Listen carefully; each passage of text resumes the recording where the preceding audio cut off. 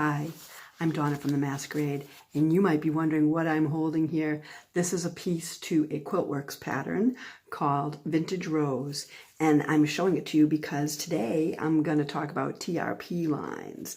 They're our friends. TRP lines are beautiful. They make our quilts perfect. We have to like TRP lines, and we should never skip TRP lines because they make our job easy. I'm going to show you a TRP line. This little line right here is a TRP line, and I stitched it in pink, bright pink, so that I could see it easily when I go to line up my pieces.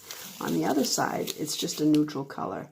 After I'm done putting my pieces together, then I pull these big stitches out. They're a big, long, loose basting stitch. They're nothing that's going to be hard to pick out. I'm going to show you how I put them on, and I'm going to show you how they work matching up your pieces.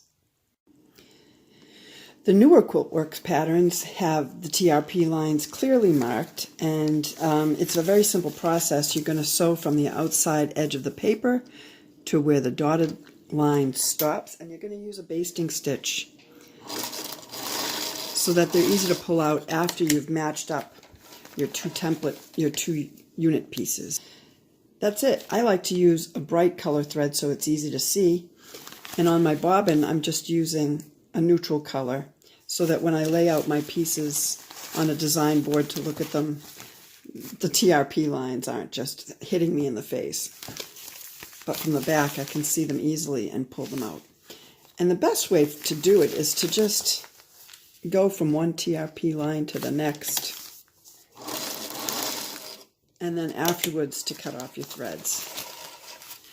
This unit piece happens to have plenty of them, so I'm just going to pull it along from one to the other. And when I get all the TRP lines sewn on all the already pieced unit pieces, I'll be able to put my quilt together in a flash.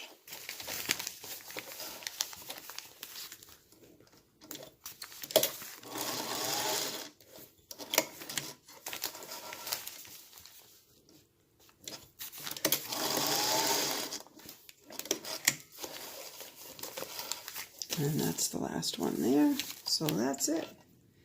And then I just trim away the threads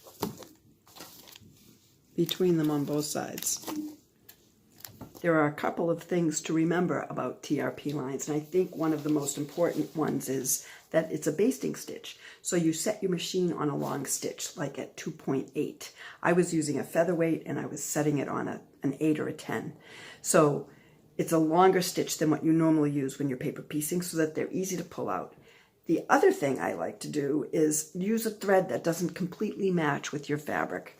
You know, if you use a contrasting thread, you're going to see that much easier than you would if it was matching your fabric when you go to pull them out after you've put all your pieces together.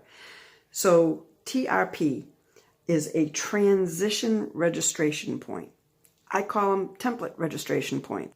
So it's a registration point any way you look at it, which means when I go to put these two pieces together like they belong, I can see one registration point here, the other one's over here, and when I put them right sides together, I can match up my registration points perfectly.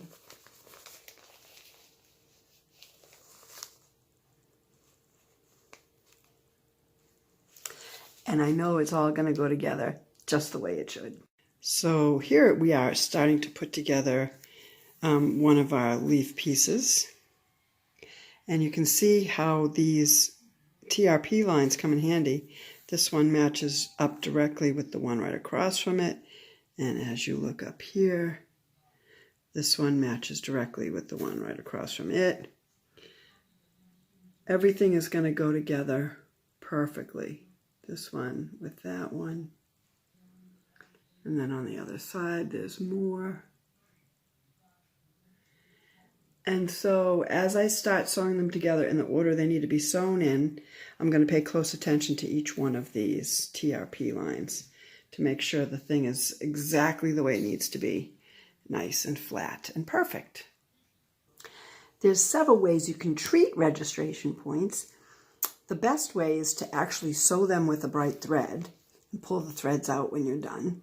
But you can also, if you wait to pull the papers off till right before you're putting your two pieces together, you can mark right underneath the registration point with a water-soluble marker. You could mark it with chalk.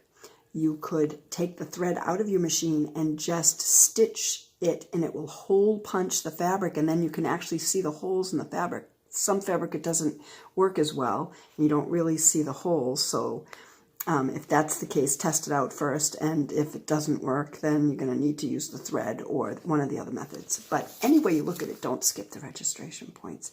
You'll be glad you used them. So there it is, all the pieces to my vintage rose, and I'm really confident it's all going to go together very well because of those TRP lines. So don't skip the process. It's worth it. It's way worth it. Every time you do a Quiltworx pattern that has TRP lines, make sure you mark them or sew them somehow. You'll be very glad that you did. Happy quilting!